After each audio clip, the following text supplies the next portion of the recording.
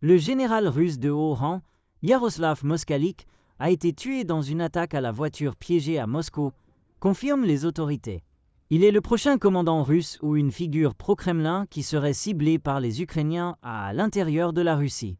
Le comité d'enquête du pays a confirmé que le général Yaroslav Moskalik a été tué après qu'une Volkswagen Golf a explosé suite à l'activation d'un dispositif improvisé. L'incident se produit alors que l'envoyé spécial du président américain Donald Trump, Steve Witkoff, rencontre Vladimir Poutine à Moscou pour des négociations de paix avec l'Ukraine. Le ministre des Affaires étrangères de la Russie, Sergei Lavrov, a déclaré que Moscou est prêt à parvenir à un accord avec les États-Unis pour mettre fin à la guerre, bien que certains éléments doivent être réexaminés.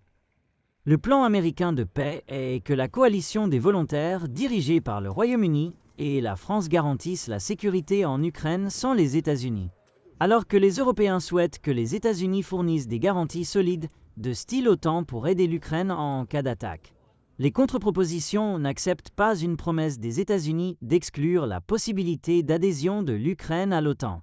Les Européens et les Ukrainiens ne discuteront que de ce qui se passe avec le territoire ukrainien occupé une fois qu'un cessez-le-feu sera en vigueur.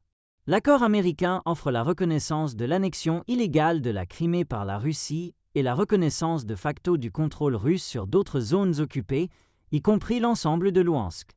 Un autre point de désaccord est l'offre des États-Unis de restituer la centrale nucléaire de Zaporizhia à l'Ukraine, mais sous contrôle américain, tout en fournissant également de l'électricité à la Russie. Le contre-plan ne mentionne pas l'approvisionnement en énergie pour la Russie. La proposition des États-Unis du 17 avril s'engage à mettre fin aux sanctions de 11 ans contre la Russie, tandis que le contre-plan suggère un assouplissement progressif après un accord de paix durable.